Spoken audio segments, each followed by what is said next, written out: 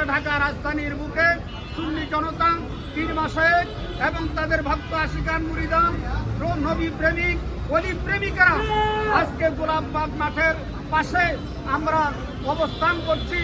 ইনশাআল্লাহ আমরা আগামী দিনে প্রমাণ করব এই দেশ বাবা শাহজালালের দেশ, বাবা শাহপরানের দেশ, এই দেশ ঢাকা শাহরি বাগদাদির দেশ, 360 অলির দেশ, 12 অলির পুণ্যভূমি চট্টগ্রাম সহ খান জাহান আলী সহ বাংলাদেশের সর্বস্তরের আজকে 17 থেকে 18 কোটি মুসলমান আজকে টুপি মাথায় দিয়েছে, দাড়ি রেখেছে, আল্লাহর কোরআন পড়তেছে।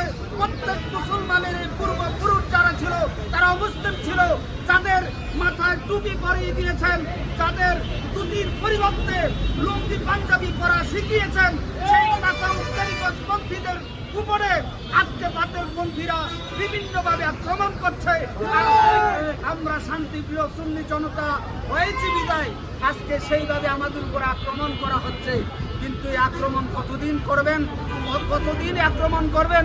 আমাদের জানা আছে সেই বদরের কথা, আমাদের জানা আছে উহুদের কথা, আমাদের জানা আছে খাইবার খন্দকের কথা, আমাদেরকে সেই ওই দস্তে কারবালার ময়দানে ৭২ জন মুসলমান নারী শিশু সহ যাদের বিরুদ্ধে ২২,০০০ ছিল, সেই ২২,০০০-এর মধ্যে একজন মাত্র ইমানদার পাওয়া গেছে, বাকিরা সব কাফের মুসলিম মুনাফিক ছিলেন।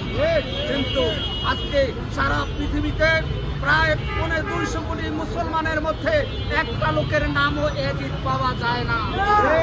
অথচ বাংলাদেশ সহ সারা পৃথিবীর জমিনে প্রতিটি ঘরে ঘরে হুসাইন আলাইহিস ইসলামের নাম লেখা রয়েছে।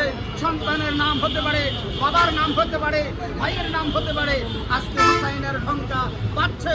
আমরা সেই নাম হুসাইনের উত্তরসূরি হিসেবে, আমরা বাবা শাহজালালের উত্তরসূরি হিসেবে, শাহপরানের উত্তরসূরি হিসেবে, আমরা খান জাহান আলী শাহরি বাগদাদি সহ আউলিয়া কেরামের উত্তরসূরি রুহানি সন্তান হিসেবে আমরা প্রমাণ করতে চাই ঢাকা রাজধানীর বুকে যে নারাই তাকবীরের পাশাপাশি নারাই রিসালাতের স্লোগান দিয়ে।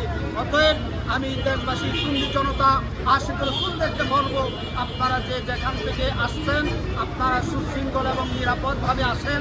আমরা আল্লাহর কাছে ফরিয়াদ জানাচ্ছি আপনারা যাতে শান্তিপূর্ণভাবে আগামী দিনে এই মহাসমাবেশকে সফল করতে পারেন। আল্লাহ যেন আমাদের সকলকে কবুল করে।